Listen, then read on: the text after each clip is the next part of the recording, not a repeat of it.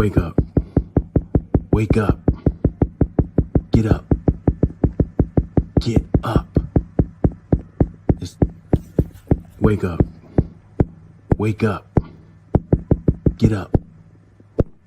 Get up. It's wake up. Wake up. Get up. Get up. It's wake up. Wake up. Get up. Get up. It's time for Redzone in the UK. Get up.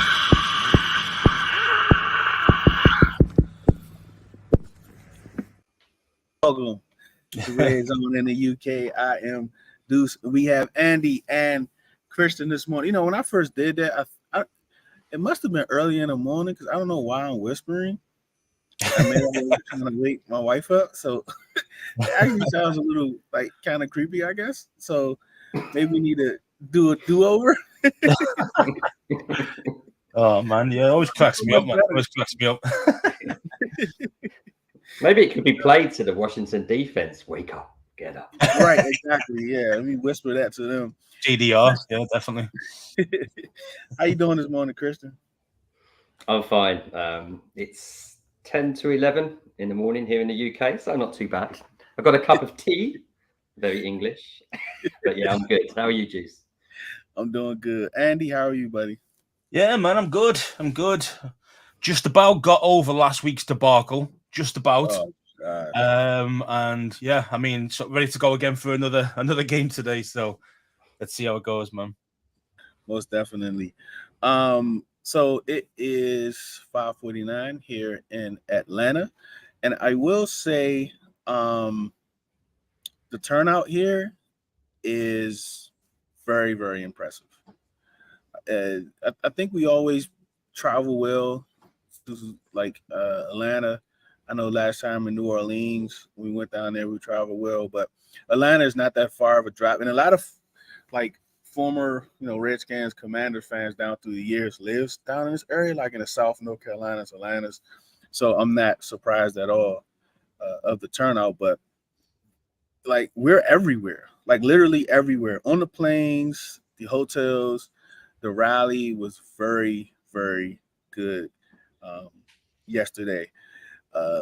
So it's very impressive, very impressive.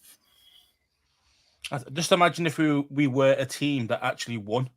Just imagine. I mean, just imagine how good the fan base would be traveling, other side of the country and different things. So it's impressive. We got some true diehards still. Yeah. In terms of the stadium, Juice, like would it be a sort of like 50-50 split tomorrow, or is that a bit too excessive? I don't know. I wouldn't be surprised if it is tomorrow. Right. I wouldn't be surprised if it looks like, how usually FedEx will look. So right. FedEx might 50-50, here it might be 50-50. Yeah, FedEx against the Eagles, but not that kind. Oh, yeah, that game was sold out, but I'm pretty sure it's going to be totally like at least 70-30 probably green. Wow. I hope not, but more like maybe 60-40, but being English, that kind of blows my mind, because when you look at like English, like, soccer, if you want to call it soccer, like you would never see that. I'm a Liverpool fan, and you'd never see a 70-30 split away team fans coming in. There's just no chance. You're lucky if you get like a small portion. So maybe like 5,000 seats, maybe maximum out of a 60,000 stadium. So, and all the away fans are in one place, basically to stop all sorts of fighting and stuff like that, which was happening, was rife in 80s and 90s over here. But it's kept that way, and it's been safer for fans. I mean, you come to the US, and it blows my mind that you can sit right next to an opposing fan. You know what I mean? Like, it's like, wait there a minute. Yeah. And you wonder why there's fights all the time. And every time I've seen people been knocked out on the floor, and it's just madness. Is it the same for the soccer games in the Major Soccer League? Because there seems to be a really good vibe, like with I'm not sure about DC United, but many of the other teams. Is it segregated for soccer in the US, or can fans sit side by side? Nah, I don't. Well, I act like I go to a whole lot of soccer games, but no, it's usually like it's usually not like that at all. Yeah, It's just I that. know, like, Yeah. From what I'm told, and just like on social media, and some people that do go to those games, just like with like hockey and baseball, like it's usually all Nationals fans, um, Capitals fans. But the Wizards, they can't sell tickets, so anybody could be there. So, but yeah, so I'm not sure about the soccer though. It seems more like winning is everything as well in the US. You got a successful team, people go. Whereas within reason, in like the Premier League, even if the team's bottom, isn't it, right, Andy? They'd still sell out. I mean, they're smaller stadiums, So a mid-level team in the Premier League would be 30,000 or something, around that sort of stadium size. But yeah, I bet if we lived in DC, we'd go even if we were 0-17. Probably Hollywood. Yeah, and which isn't that hard to imagine. That's the UK fan thought process, though, isn't it? I mean, we're there through thick and thin, no matter even if we're good or bad. So, and obviously with Washington, we've been bad for so long. So, it's I'm still here. You know what I mean? So, you never know. It'll. I think it'll get back there. Like when I talk to people about it's not just about winning; it's about fan experience and all of. That's why I like places like this, Mercedes Benz, and when you go down to New Orleans and different stadiums, it's about the fan experience. And if you have competent ownership, like the Lions, for instance, and I shout out my wife, she's on here, and I know she's probably tired. So, honey, you can go back to bed. You don't have to hang out with us in the UK, but she know I love you guys' accents. I just love it.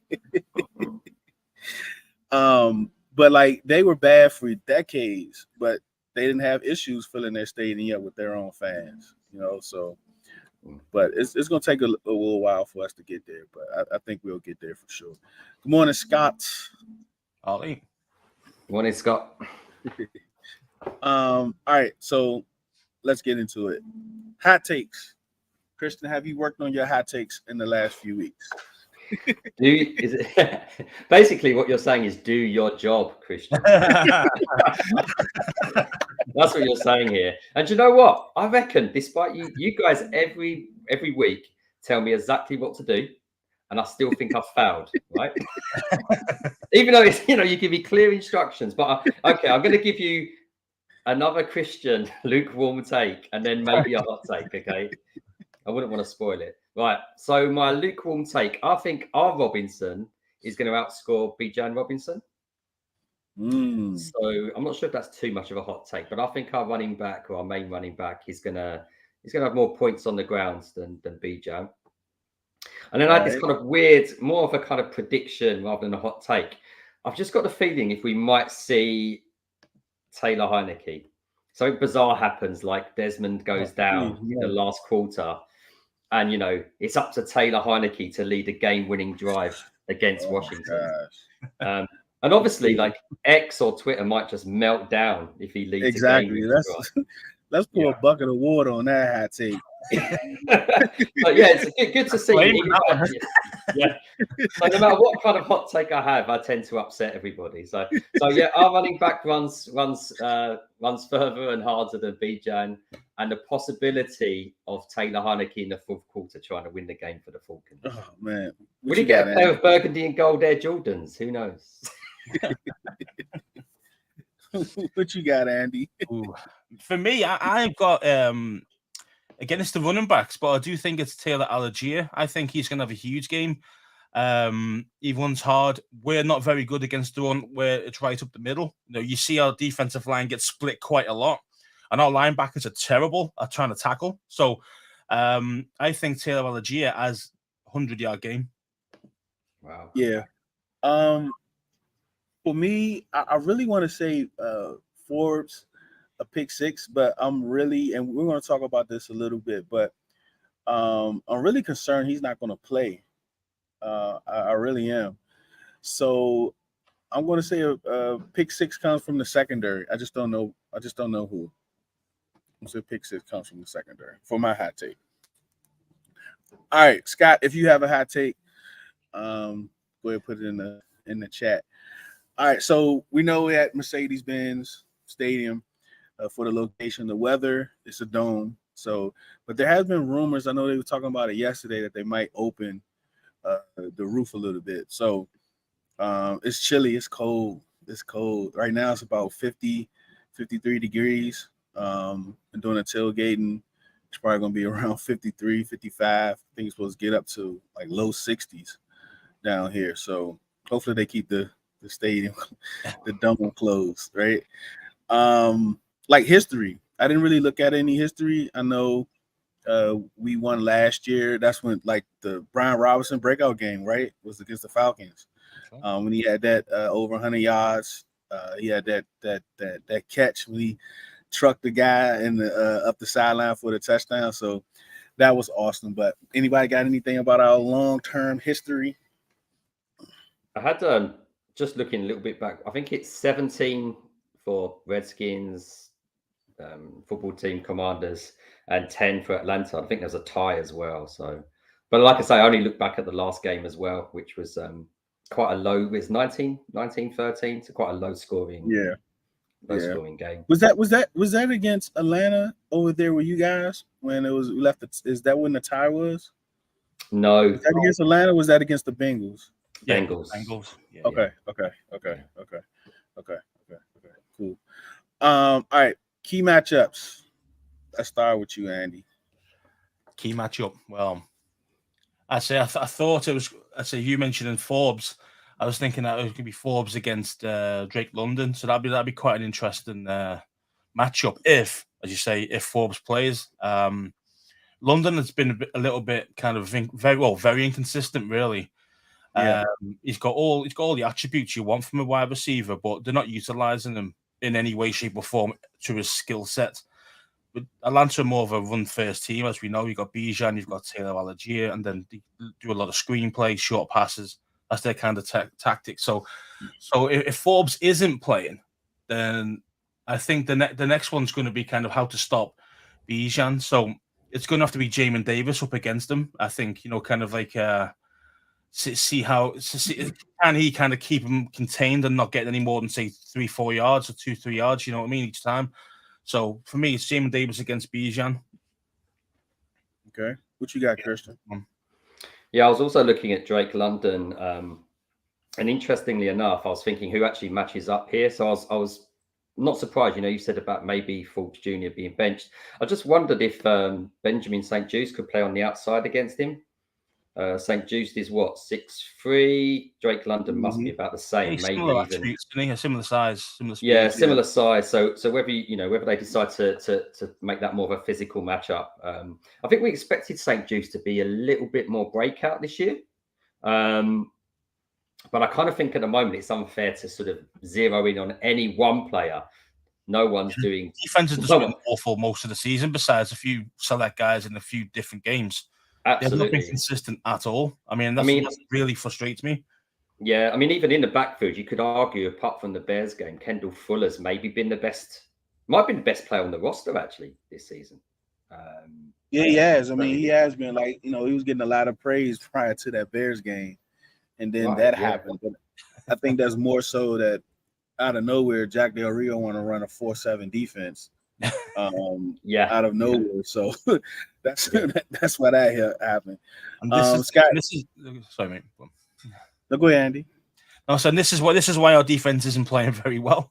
I think a lot of it is scheme and play calling. I really do. The defense itself, as in talent, man via man, is actually probably one of the better teams in the league, if not like a top 5 defense. If you're looking at man via man, obviously besides the linebackers, they're just a waste of time. But and that's what frustrates me, is that we can't actually produce any kind of we can't keep teams under 30 at the moment. I mean, it doesn't make any sense why this team is conceding so many points. It just blows my mind. It doesn't. It's over 30 points. I mean, we on pace to be the worst defense ever as far as points. I think it's 444 points or something Wow. like that. Yeah. Sheesh. And you'd have to say today, I mean, I try not to be a hit the panic button kind of blogger or fan, whatever you want to call it, but obviously the Falcons are not really big scorers. They don't put up huge amounts of points, like you say, run first, etc.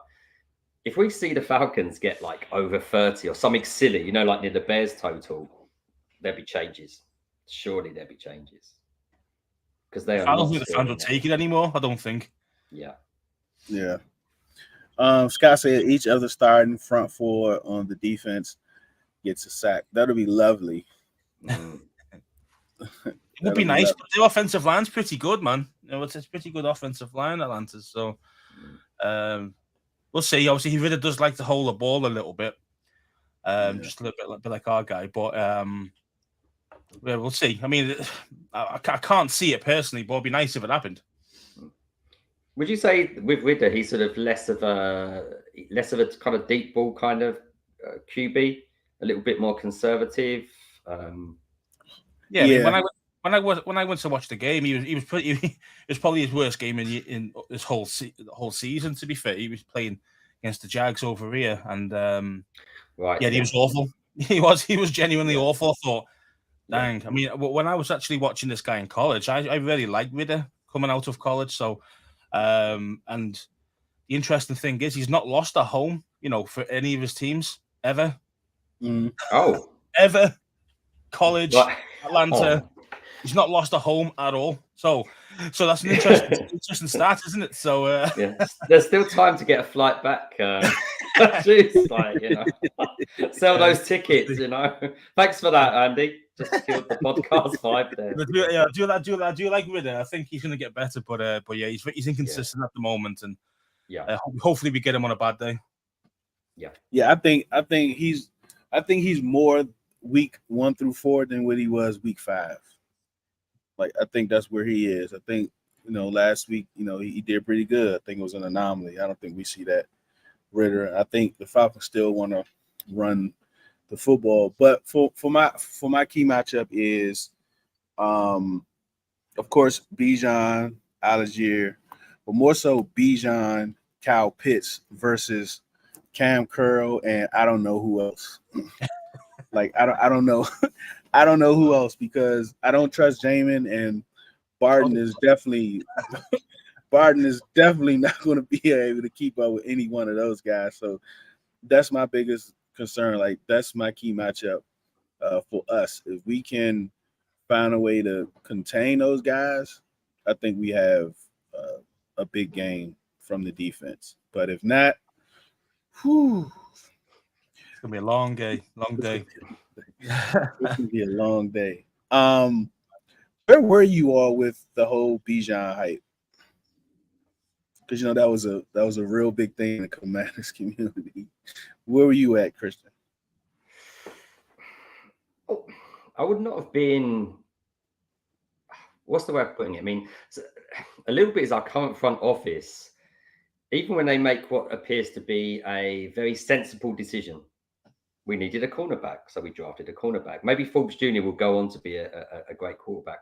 I just wonder, actually, if it seems it's been a while since we made what I'd call a splashy, either free agent or exciting draft in the first round. So if we'd actually taken Bijan, I would have been okay with it, you know, as a kind of immediate help you now kind of guy. It wouldn't have been the end of the world. But I mean, we've got Gibson, we've got Robinson Jr. I think particularly because we've got Robinson Jr.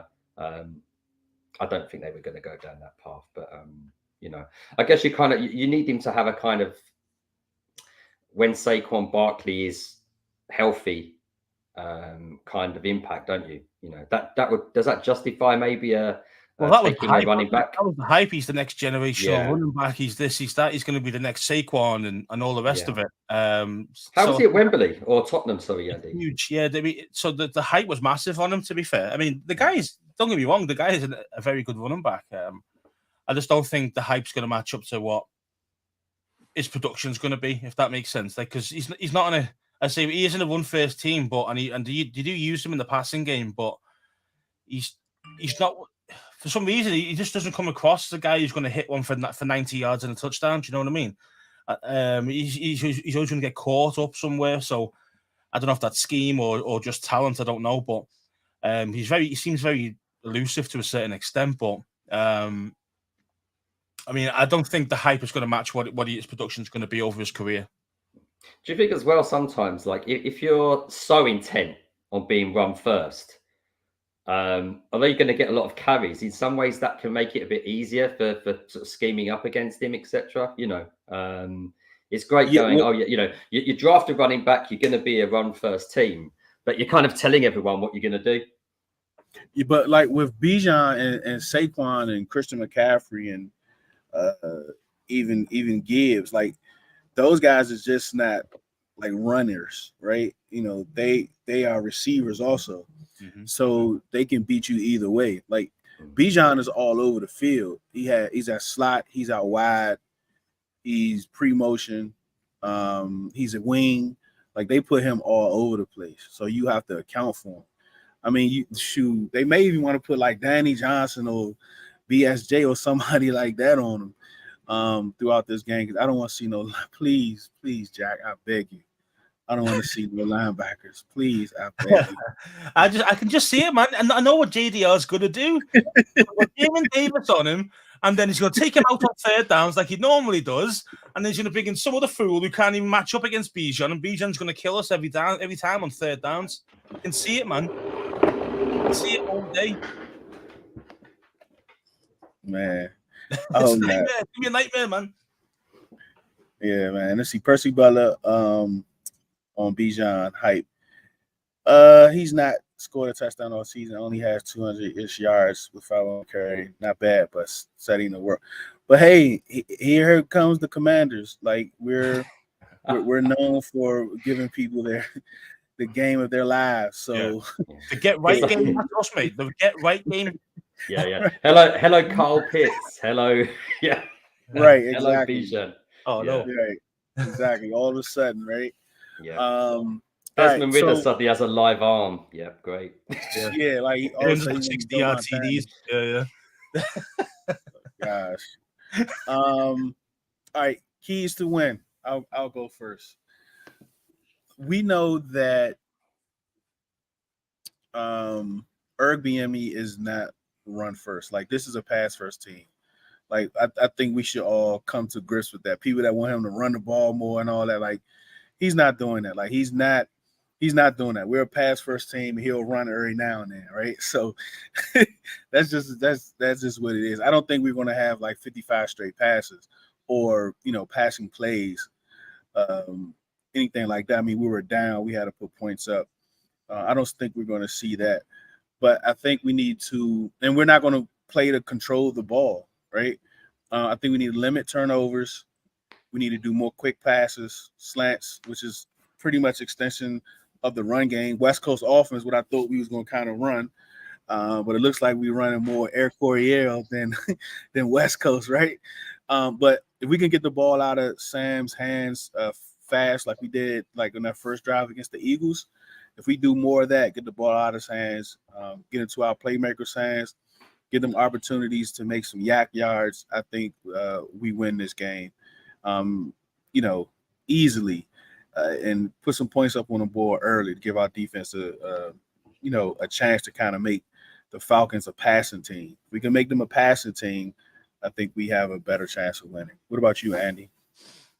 Yeah, I think I think that the biggest key thing for me, the key is here, is to start fast. To start from the first actual drive. Besides one game, we've not done anything on our first like 2 or 3 drives. Actually, most of the whole half. We don't really do much on offense. So it's kind of like, and then we try and kick back in later on in the second half. And, sometimes we've pulled it back and other times we haven't. The only time we've done it actually properly was against the Eagles. And I thought that was actually our best performance all season, minus the third quarter. It wasn't very good there. But in general, that was our best performance. And we nearly beat one of the probably Super Bowl contenders. Let's not lie about it. But why can't we keep doing that? You know what I mean? So if we put 7 on the board in the first drive, as you mentioned before, get ahead of the game a little bit, get some points so the defense can actually, don't have to be so much stress that they got to make a play every single play. And that's going to be the best way of going to go about it. If we can get a lead first and then play from there. Christian? Quite similar, guys. I mean, looking at Atlanta in the backfield, there's a lot of talent there as well.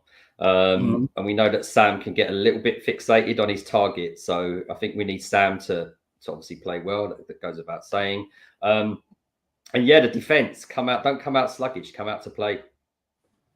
That's so important. I think it's going to be a close game anyway. So I don't see, Atlanta just, 20-0 ahead like the Bears. I mean, I think we really are into the panic mode there.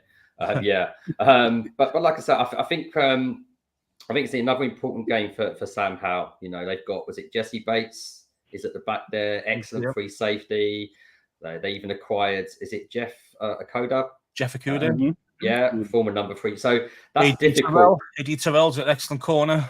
They've got secondary. Yes, absolutely, yeah. And what I'd like to see as well, I don't mind if we get the ball up there as well. I think we know Terry loves a 50-50. Go for it now and then. I don't have a problem with with passing the ball. Just a little bit more balance with the run game, but now and then just hit Terry up for one of those 50-50s. Keep them guessing. I think Sam's a bit scared of doing that because he gets killed every time. Like if he gets picked or things like that. I think he's a bit afraid of actually making that mistake, and then he ends up making a mistake anyway. Right? Yeah, and even in his press conference, it was basically said. I mean, I was looking. I think Terry's got 1 touchdown, and I think Jahan's got 1 touchdown through 5. Their yardage isn't absolutely amazing. You've got to get them the football.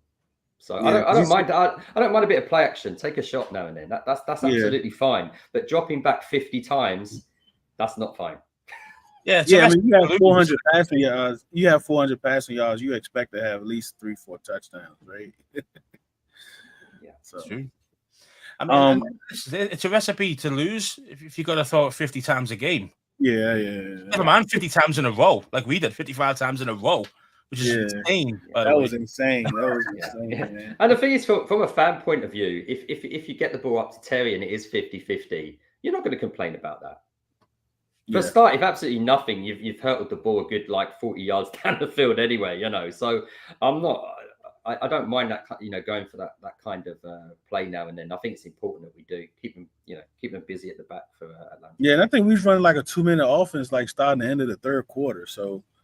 You know what I mean? So, that's a lot to say for the 55 passes too. But breaking news, Aaron Rappaport just posted that Anthony Richardson may have surgery on his shoulder to fix it long term. So he might be out for the year if they decide to go that route. Yeah. He has 3 injuries already. Yeah, and this is it, and this is what you think, and you say about how good, not how good he was, but how much of a physical specimen he is. Yeah, he broke all sorts of records in the combine and everything else, and I'm actually a Gators fan, so I know how he plays from college, and he's not very accurate, but everything else he's got, you know what I mean. But I knew, man, if he comes in, he starts thinking he can take these hits, he's going to get hurt because these guys. He's taking on guys in college that are 180, much smaller. They hit him or they bounce off him. Come to the NFL, mate. They're all 300 pounds, just smacking you as hard as they can, and you know what to hit. And this is what. Especially if your body not ready for you can be a physical specimen, but you still have to be agile. You still have to, do those what's those? I forgot whatever those stretches are called. That Cam Newton talk about, and those guys that take a lot of hits, but your body still have to be able to absorb it. And it just doesn't look like he's not holding up. He got a shoulder, he had a concussion, and a knee already. It's only week 6, and wow. You know what I mean? Wow. He's not going to last, man. Right, it's only week 6. This is what scares me about Sam taking too many hits. Yeah, so. Yeah, he's Sam taking the sacks, isn't he? He's taking the sacks, Sam. I mean, the sack total was ridiculous. Although he seems quite good at sliding and avoiding. I mean, he's had a couple of hits. I think was there one game he hurt his hand a little bit. Yeah, But in general, he seems to look after himself out of the pocket. Not too bad. He knows when to slide, when to get out. So. Yeah, but he even said, you know, he got to be more cautious of that. Get down more, get out of bounds, get the ball away. But he's been doing much better. He's getting better at doing that. Yeah, but you know, he was like, you know, it's my mentality, and he has to work on it. But like fourth quarter in the red zone, goal line thing, like I just got to go all out. I mean, I respect it. You know, especially if you need to come back. I respect it. Yeah. And Sam's he's kind of stocky, isn't he? He's a bit sort of Russell Wilson-esque. Yeah. He's not. Yeah. We were talking about Taylor earlier. You know? Like he doesn't run straight. Like he runs very like bow-legged. You know, it's like hard for him to run. So basically, we drafted a bow-legged quarterback in the 5th round, and we expect success. Right. And we're going up against a quarterback who's never lost at home in his college. And I wonder what I'm going to do at 6 o'clock today. Something else. Oh man, thank you, Scott. We definitely appreciate it. Did everybody do their keys to win? I know I went first. Yeah, I think we did.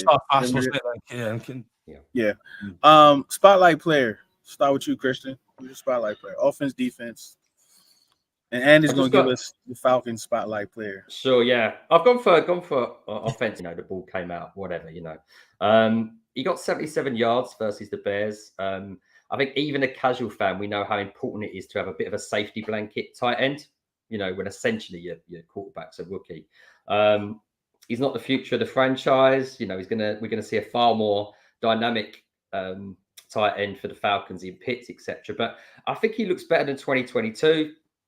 I think he's very competitive, ultra kind of tough tight end is Thomas. I'm not saying he's the best blocker in the world, but in terms of getting up and getting the ball, he's quite tough. So I'm interested. And I think the Falcons lost, is it Troy Anderson, linebacker, quite physical.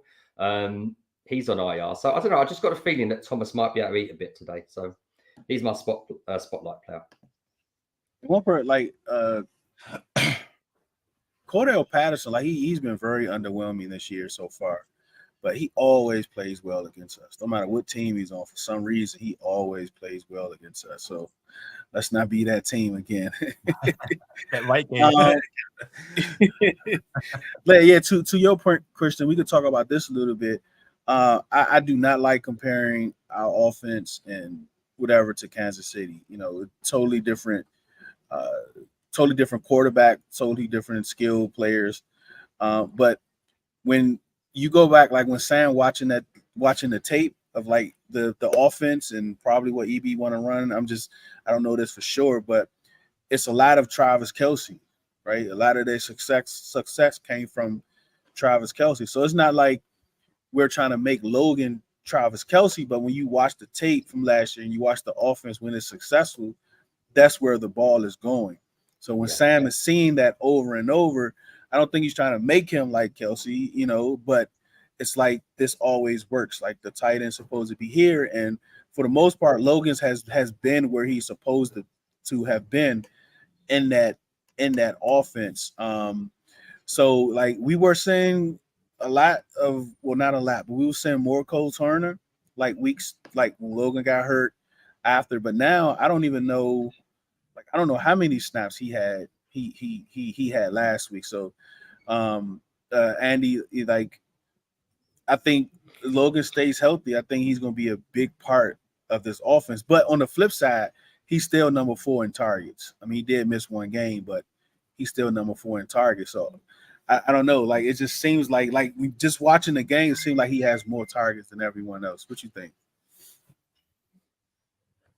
Yeah, I mean, I agree. I mean, I think Logan's obviously going to be a very important part of the offense, and he's going to have to keep continuing to be so. I think that's the way this system's set up, as you mentioned. So it's kind of difficult, really, because we need to move away from that. Because, like everybody, if we can see it, they kind of see offense as all mostly around one guy and then play off from there. Same thing here. Well, then everyone's going to key in on Logan Thomas, aren't they? So this makes a lot of sense. And from a defensive standpoint, that's what you're going to do. You're going to make sure Thomas is a non-factor, and then go ahead then beat me somewhere else. And our system at the moment isn't really good enough to cope. It's the system, not the players. Do you know what I mean? We got, besides the offensive line's obviously trash, but the actual skill players. We've got a lot of quality skill players, but we're just not utilizing them properly. And I think EB needs to be able to make a plan B on the fly, but a good one, if that makes sense. When we can't, we're not involved. We've got to be able to get other guys involved instead. Yeah, I suppose as well. It's there's a lot of, we talk about Ron Rivera, fourth year head coach, etc. But for Eric Bieniemy, it's probably the most amount of play calling, even power in a building that he's ever had. So it's new for him as well. He's a very, very confident man. You see it in the press conference. Eric Bieniemy is confident. He's full of confidence in his own ability as a play caller. We know he wants to be a head coach. Sometimes we almost feel he's auditioning for the job in Washington. I think part of the reason for perhaps Terry Jahan not really taken off this season just yet, and it is only 5 games.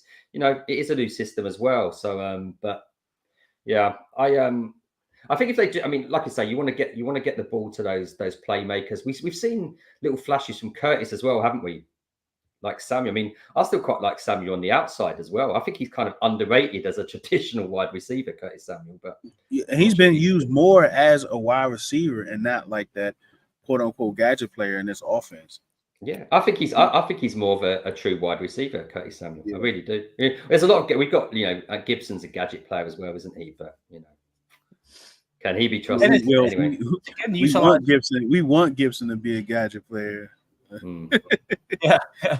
It's a shame because he's got all the attributes to be able to do that, but that fumbling issue when he runs through the tackles, it's going to get you fired, as in like from any NFL team. Yeah, especially as a running back, like you got to do is, they starting to get paid. A couple of them got paid this year, but as a running back, like you have to do the basics. Like you got to do the basics. And if you out here fumbling, you definitely not going to look to get that bag for your second contract, because it's definitely not going to happen. I think as well, Juice. Thinking of Thomas as well, I think he's Bieniemy had this kind of new mindset, slightly tougher coaching. I would see Logan Thomas as someone who would be okay with that. Yeah. I know he's a veteran. He's probably past 30 now, isn't he, Logan? But yeah, he's 31. Right. Yeah. I think he's the kind of guy who can handle that kind of coaching. I think he'd be fine with that. So, I think he's a really important player for the rest of the season, actually. So anyway. Yeah. All right. Spotlight player. Who you got, Andy? For me, it's a blast from the past. This guy, Bud Dupree. Okay. Outside linebacker. Yeah. That's a good short dude, man. He's only been in this season. He moved, but a few years back, man, this guy was hitting 10+ sacks every game, every season.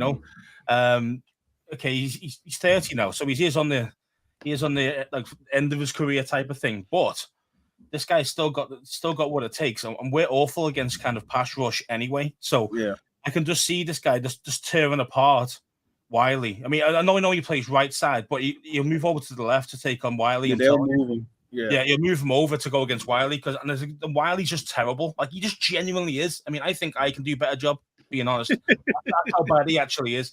So give me some of that money, and I'll take that for you. And I think Bud Dupree is going to have a big game. His speed's not awesome. He's a 4.5 guy. Kind of for a outside linebacker pass rusher. So it's not lightning fast, but again, the guy is very wily. He knows what he's doing. He's a very smart guy. And to be fair, I can just see him getting at least 2 sacks on us today. He got a massive contract, didn't he, for Tennessee? Yeah, he did. You know what, that's such a clever pickup, isn't it, by Atlanta? 1-year deal, 30-year-old quality player. The kind of thing maybe Washington could consider doing in the future. Yeah, why do we do stuff like that exactly for linebackers? Yeah. But yeah, man, just watch out for him today. I think it's got a bad feeling. For me, I wanted to be Jahan Dotson. He's second on the team in targets. He had some key drops last week. He got some key drops this season. So we like you see on the timeline, people want Jahan to get more involved. But when his number is called, has kind of been uncharacteristic of him, like with the drops. Because I think he left like 38 to 45 yards on the field last week because of clean drops. It's not like contested drops or anything like that. They're clean drops. Like he's hitting them in his hands and stride, and he's dropping them. So hopefully he kind of, get some targets, get him the ball with some in space early. He catch him. So hopefully you have a good game this week, close to 100 yards. That's what I'm looking at. Jahan Dotson kind of having one of those games. So because he's done a whole lot of talking, a whole lot of talking in the off season. So this is the NFL, and year 2 for wide receivers is usually like a slump year. So that's my guy I'm going with. That's been so far, hasn't it? So. He hasn't produced much at all so far this season. Yeah. Guy, if you could go back in time, would you just stick and get Chris Olave rather than the Washington Hall in that draft? No, I like it. I mean, if I still know what's going to happen up to now, I think I still go that route because I think Olave will be like Dotson in this offense. Olave is like the player up there. You know what I'm saying? So he's getting the majority of it. And the thing is, we wouldn't have had Sam Howell either, so because he wouldn't have had this pick. Yeah. So So again, what would be Brian Robinson? Brian Robinson. Yeah. So we have to. I'm happy with that kind of trade. Unless Howell was still in like the 6th round, waiting to be taken. So yeah, I mean, if he was, then fair enough. Even more Tom Brady kind of comparisons. Yeah. All right. Time for predictions. Where's mine? I try to stay consistent. Let's start with you, Christian. What's your predictions? I don't think Atlanta are any great shakes. Okay, they got their identity, first run, etc. Pretty accurate, pretty intelligent quarterback play from Ridder, but not something to scare you. I don't think Washington should be in any way scared of the Falcons. Mm-hmm. I reckon the defensive line for Washington is going to step up. They've had, 10 days to reflect on this, get a bit healthier, etc. I think we're going to shake off the Chicago game and we are going to take 21-10 victory and end that awful Ridder record of never losing at home. I love it. What you got, Andy? Yeah, I'm more of a realist here, so let's break this one down. Right, so for me, we're gonna lose this game. Yeah, we're gonna lose this game. We're gonna lose it. We're gonna lose it close, but we're gonna lose it kind of like 24-21, something like that. I think like a 3-4 point game it's gonna be.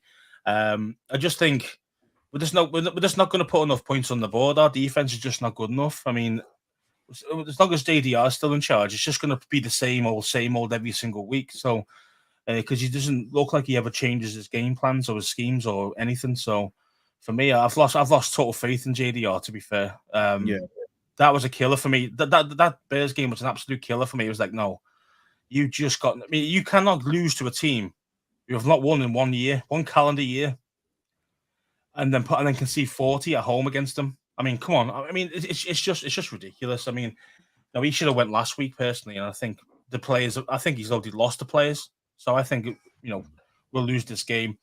But again, close, 24-21, something like that. Yeah, I think for me, I just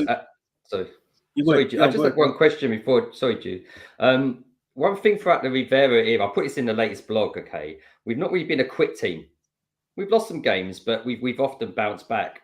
But I was hearing, you see some tweets midweek, etc. That is it possible? I don't think this personally, but is it possible that like Del Rio and Ron might have checked out a bit? Knowing there's new ownership, knowing that new ownership usually want to go their own way. Personally, I don't think they're the kind of checkout guys. I'm not saying that they're greatest coaches in the world, but we've always been a sort of, not too often we had back-to-back really bad performances. But I was just wondering about that. A team that doesn't usually quit. Do you think there's a possibility we could become a bit of a quit team? Yeah, man, it was a lot of blame, indirect blame this past week from that Bears game. Players talking, coaches talking, Yes. Do your job and all that other stuff. So I don't know, man. I just think, like, if you all think about it, Ron Tone in the offseason was very confident. Like, it was a whole different Ron. He was confident. He seemed like he got all that baggage off his shoulders. But now it's like he's back to like the old Ron in a sense. It's like, what are you talking about? Like, just stop talking. You know what I mean? So I'm not surprised. Like, I never thought that Ron would be a quitter. I don't think Ron is a quitter. I don't think he's going to quit. I don't think he's a guy that just doesn't care. Just whatever. Just do whatever y'all want. But it's some concerning things, like him not saying anything at halftime during that Bears game. That is very concerning. That is very concerning. Yeah, I mean, what do we pay Ron $8 million a year for? You know what I mean? Like, his job is to be in there halftime, realizing we're getting hammered, to sort the guys out. Do you know what I mean? That's what he's there for, to give them a bollock and when they need it. It's simple as that. And obviously, no, I'll let the players do it. No.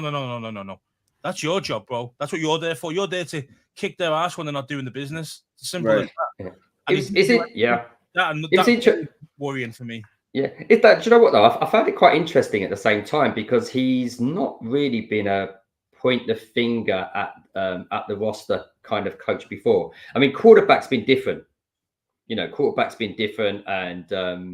he's often said all that's missing in Washington is the QB. Yeah, we've heard that from Ron quite a lot. We've had mixed messages now and then as well. Around first of all, we were going to be a run-heavy team, and then it was all about getting the hands into playmakers.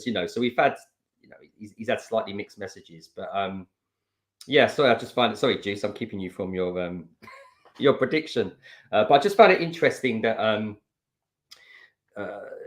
this kind of,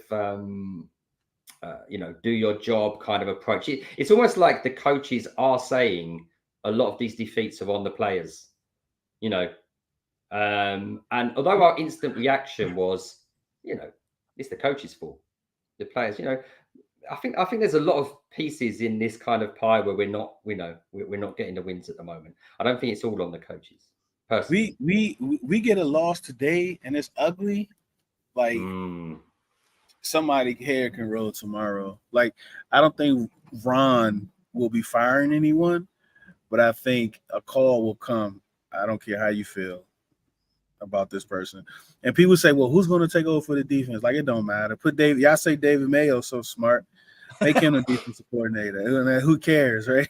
Make him. That's the quote of the podcast. That is the quote. David Mayo for defensive. That's the quote. Yeah.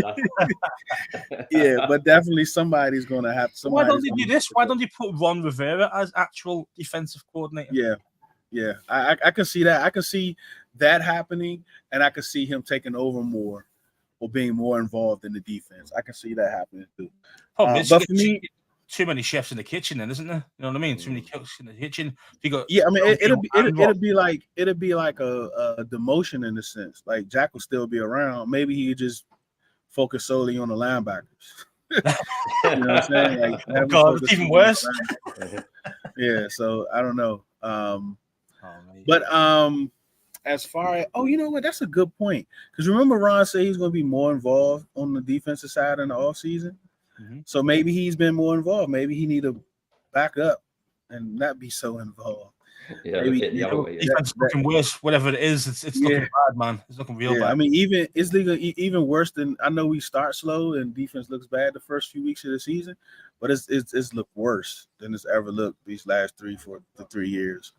But I'm with you, Andy. I did have the Falcons 27-23. But I can see it flip the other way too. I can see the Commanders on top 27-23. But I'm kind of thinking as approach this game closer and closer, it might be a little. It may be more points. I think we may see more points because, like, we can score points for sure. We averaging over 30 points, right? Well, close to it a game on offense. Like we about to have our own 30 for 30 this year, giving up 30 and giving 30. So who knows? But yeah, that's kind of like where I am. But hopefully I'm wrong and the Commanders come out on top. For sure. So we'll see. We'll see. All right. What you got? Any last thoughts, Christian?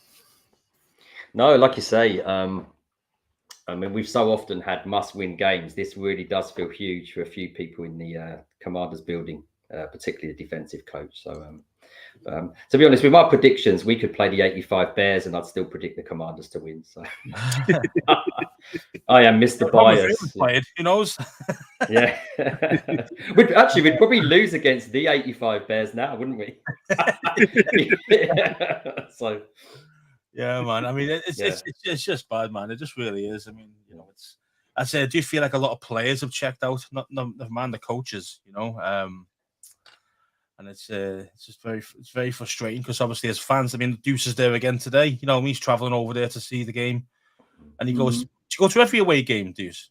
Or just a few? Do you go to every away game?" No. I'm not like Riley Captain. Yeah, Riley Captain goes every game, doesn't he? Yeah. So he brings a few guys with him, and it's just like, you know, these guys do this. They live and breathe it, and then when you see your players just like not even like doing the basics right. Yeah, really pisses you off because it's like did you hear one of the offensive linemen for the Bears after the game? He was saying, "Oh yeah, we could see that they weren't even lining up properly. They weren't even showing us a strong box and stuff like that. It was very weak. It was all just like, you know, higgledy-piggledy type thing." And it was like, if he can see it, we should be able to see it. Yeah, what's going on? Like, and then say, is it literally the players that they have down tools because they hate Jack Del Rio now or whatever, or is it just kind of like they're both? I blame Jaden. You can't get these guys motivated and can't play call properly.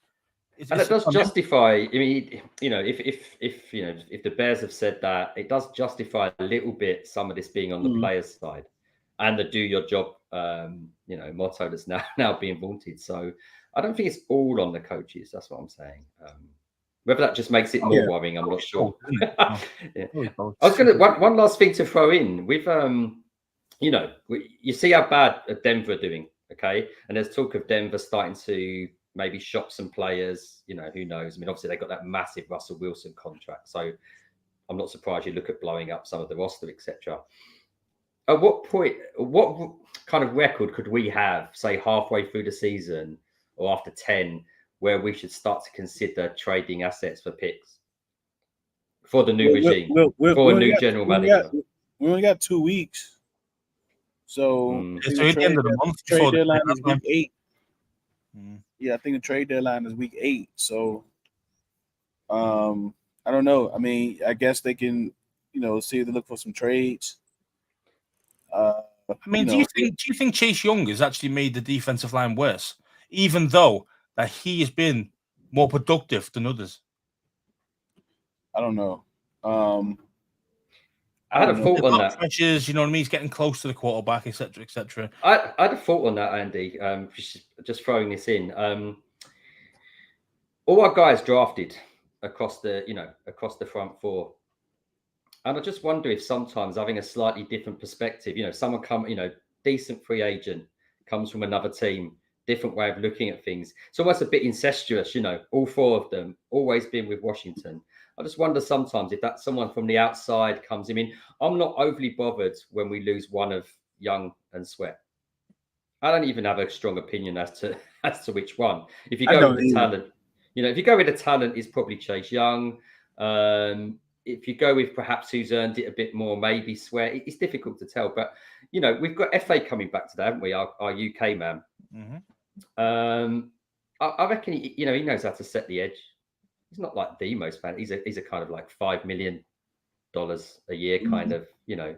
I just wonder sometimes if it's Williams. I mean, criticism of each other and putting each other up can become more difficult when it's just been you guys in the building, rather than that, you know, new personnel who comes in, looks at things a bit different. It's just something where sometimes we see that drafting 4 first rounders is a huge win.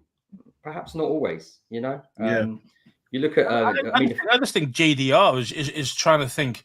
Well, we've got 4 first rounders on the D line. Those guys should be able to do it all on their own and be able to, kind of rush the quarterback and stop the run all on their own while you're playing 7 at the back and all the rest of it.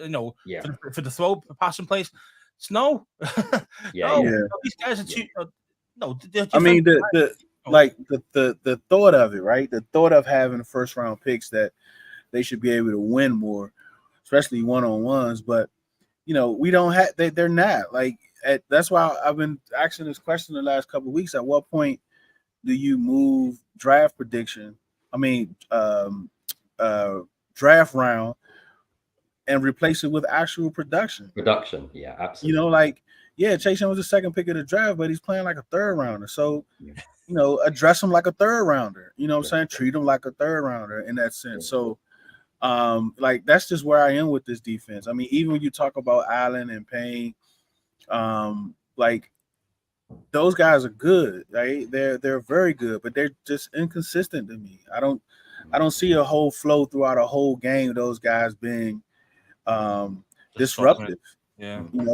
There's not. I mean, we see the pressures. We lead the league in pressures and all that other good stuff, but I don't see those stats on the field. And that's I shouldn't have to wait till after the game to say, oh look, we had 15 pressures. I shouldn't have to wait till after the game to see that. I should see that during the game, and I just don't see it at a consistent clip. And Andy's right. I mean, I'm thinking even last season, the defense was pretty good down the stretch. And maybe I'm wrong here, but I think it was pretty good down the stretch. They were very good. Yeah. And do you remember we had, Andy's so right here, because we had Casey Toohill. I mean, at times, Casey Toohill looks like he's got the speed of like a Terminator. And I mean, a slow Terminator. Yeah. So I don't really know why I made that comparison. Right? A slow kind of robot, And yet, he set the edge. He was okay. He'd done his job. A far less impactful, talented player than your Sweats and your Chase Youngs, but where his instructions were, he carried them out, didn't he? This year, you look at his totals. I mean, he's been good the last couple of years. Smith Williams, I like Smith Williams.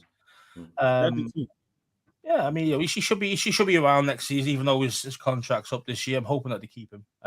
Smith Williams too. Who it was, wasn't it?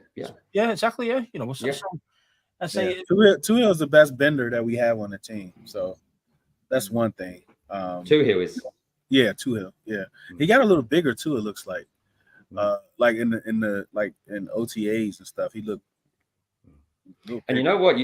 When you talk about a potential defensive coach coming in, again, it's those new eyes, isn't it?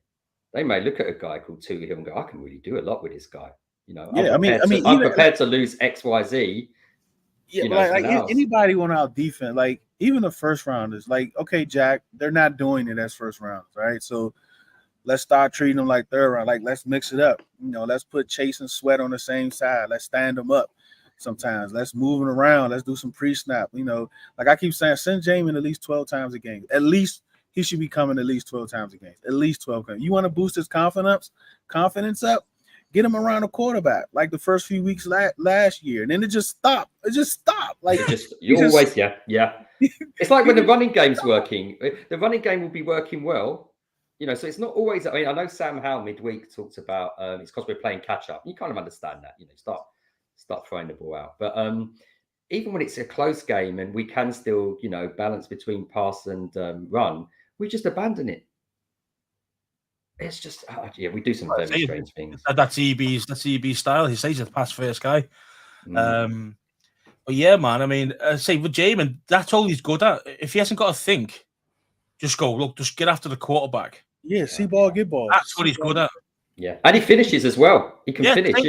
He could be. Okay, nowhere near my comparing him to that. But he could be like a Parsons type of player. Yeah. When he first started off at Dallas, he was a linebacker who. Exactly. And they was like, "Oh no, this is not going to work.